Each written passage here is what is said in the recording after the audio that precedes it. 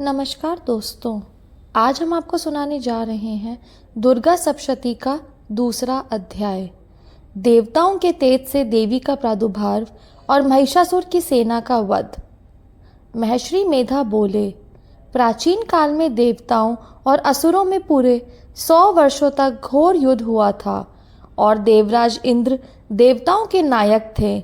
इस युद्ध में देवताओं की सेना परास्त हो गई थी और इस प्रकार संपूर्ण देवताओं को जीत महिषासुर इंद्र बन बैठे थे। युद्ध के पश्चात हारे हुए देवता प्रजापति श्री ब्रह्मा को साथ लेकर उस स्थान पर पहुँचे जहाँ पर कि भगवान शंकर विराजमान थे। देवताओं ने अपनी हार का सारा वृत्तांत भगवान श्री विष्णु और शंकर जी से कह सुनाया।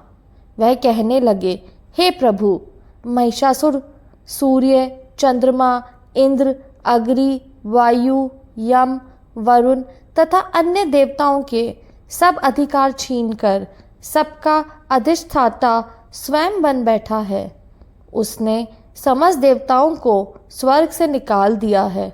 वह मनुष्यों की तरह पृथ्वी पर विचर रहे हैं। दैत्यों की सारी करतूत हमने आपको सुना दी है और आपकी शरण में इसलिए आए हैं कि आप उनके वध का कोई उपाय सोचे। देवताओं की बातें सुनकर भगवान श्री विष्णु और शंकर जी को दैत्यों पर बड़ा गुस्सा आया।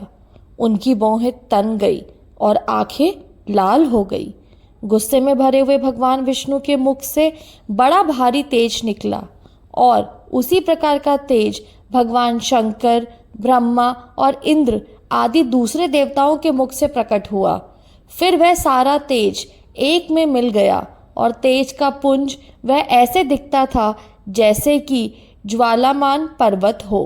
देवताओं ने देखा कि उस पर्वत की ज्वाला चारों ओर फैली हुई थी और देवताओं के शरीर से प्रकट हुए तेज की किसी अन्य तेज से तुलना नहीं हो सकती थी। एक स्थान पर इकट्ठा होने पर वह तेज एक देवी के रूप में परिवर्तित हो गया और अपने प्रकाश से तीनों लोकों में व्याप्त जान पड़ा। वह भगवान शंकर का तेज था। उससे देवी का मुख प्रकट हुआ। यमराज के तेज से उसके सिर के बाल बने। भगवान श्री विष्णु के तेज से उसकी भुजाएं बनी। चंद्रमा के तेज से दोनों स्तन और इंद्र के तेज से जंघा तथा पिंडली बनी और पृथ्वी के तेज से नितंब भाग बना। ब्रह्मा के तेज से दोनों चरण और सूर्य के तेज से उनकी उंगलियां पैदा हुई। वसुओं के तेज से हाथों की उंगलियां एवं कुबेर के तेज से नासिका बनी। प्रजापति के तेज से उसके दांत और अग्नि के तेज से उसके नेत्र बने। संध्या के तेज से उसकी भौहें और वायु के तेज से उसके कान प्रकट हुए थे। इस प्रकार उस देवी का प्रादुर्भाव हुआ था। महिषासुर से पराजित देवता उस देवी को देखकर अत्यंत प्रसन्न हुए। भगवान शंकर ने अपने त्रिशूल में से एक त्रिशूल निकालकर उस देवी को दिया और भगवान विष्णु ने अपने चक्र में से एक चक्र निकालकर उस देवी को दिया। वरुण ने अपने चक्र में से एक चक्र निकालकर उस देवी को दिया। वरुण ने देवी को शंख भेंट किया। अग्नि ने उसे शक्ति दी। वायु ने उसे धनुष और बाण दिए। सहस्त्र नेत्रों वाले श्री देवराज इंद्र ने उसे अपने वज्र से उत्पन्न करके वज्र दिया और ऐरावत हाथी का 1 घंटा उतार कर देवी को भेंट किया। यमराज ने उसे कालदंड में से एक दंड दिया। वरुण ने उसे पाश दिया। प्रजापति ने उस देवी को स्फटिक की माला दी और ब्रह्मा जी ने उसे कमंडलू दिया। सूर्य ने देवी के समस्त रोमों में अपनी किरणों का तेज भर दिया। काल ने उसे चमकती हुई ढाल और तलवार दी और उज्जवल हार और दिव्य वस्त्र उसे भेंट किए और इनके साथ ही उसने दिव्य चूड़ामणि दी। 2 कुंडल, कनकन, उज्जवल अर्धचंद्र, बाहों के लिए बाजूबंद, चरणों के लिए नुपुर, गले के लिए सुंदर हसली और उंगलियों के लिए रत्नों की बनी हुई अंगूठियां उसे दी। विश्वकर्मा ने उनको फरसा दिया और उसके साथ ही कई प्रकार के अस्त्र और अभेद कवच दिए और इसके अतिरिक्त उसने कभी ना कुम्हलाने वाले सुंदर कमलों की मालाएं भेंट की। समुद्र ने सुंदर कमल का फूल भेंट किया। हिमालय ने सवारी के लिए सिंह और तरह तरह के रत्न देवी को भेंट किए। यक्षराज कुबेर ने मधु से भरा हुआ पात्र और शेषनाग ने उन्हें बहुमूल्य मणियों से विभूषित नागहार भेंट किया। इस तरह दूसरे देवताओं ने भी उसे आभूषण और अस्त्र देकर उसका सम्मान किया। इसके पश्चात देवी ने उच्च स्वर से गर्जना की। उसके इस भयंकर नाद से आकाश गूंज उठा। देवी का वह उच्च स्वर से किया हुआ सिंहाद समा ना सका। आकाश उनके सामने छोटा प्रतीत होने लगा। उससे बड़े जोर की प्रतिध्वनि हुई, जिससे समस्त विश्व में हलचल मच गई और समुद्र कांप उठे। पृथ्वी डोलने लगी और सबके सब पर्वत हिलने लगे। देवताओं ने उस समय प्रसन्न हो सिंह वाहिनी जगतमयी देवी से कहा, देवी तुम्हारी जय हो। इसके साथ महर्षियों ने भक्ति भाव से विनम्र होकर उनकी स्तुति की। संपूर्ण त्रिलोकी को शोक मग्न देखकर दैत्यगण अपनी सेनाओं को साथ लेकर और हथियार आदि सजाकर उठ खड़े हुए। महिषासुर के क्रोध की कोई सीमा नहीं थी। उसने क्रोध में भरकर कहा, यह सब क्या उत्पात है। फिर वह अपनी सेना के साथ उस ओर दौड़ा जिस ओर से भयंकर नाद का शब्द सुनाई दिया था, और आगे पहुंचकर उसने देवी को देखा, जो कि अपनी प्रभा से तीनों लोगों को प्रकाशित कर रही थी। उसके चरणों के भार से पृथ्वी दबी जा रही थी। माथे के मुकुट से आकाश में एक रेखा सी बन रही थी और उसके धनुष की टंकोर से सब लोग शुद्ध हो रहे थे। देवी अपनी सहस्त्रों भुजाओं को संपूर्ण दिशाओं में फैलाए खड़ी थी। इसके पश्चात उनका दैत्यों के साथ युद्ध छिड़ गया और कई प्रकार के अस्त्र शस्त्रों से सबकी सब दिशाएं उद्घोषित होने लगीं। महिषासुर की सेना का सेनापति चिक्षुर नामक एक महान असुर था। वह आगे बढ़कर देवी के साथ युद्ध करने लगा और दूसरे दैत्यों की चतुरंगनी सेना साथ लेकर चामर भी लड़ने लगा और 60,000 महारथियों को साथ लेकर उदग्र नामक महादैत्य आकर युद्ध करने लगा। और महाहनु नामक असुर 1 करोड़ रथियों को लेकर, असीलोमा नामक असुर 5 करोड़ सैनिकों को साथ लेकर युद्ध करने लगा। वाशकल नामक असुर 60 लाख असुरों के साथ युद्ध में आ डटा।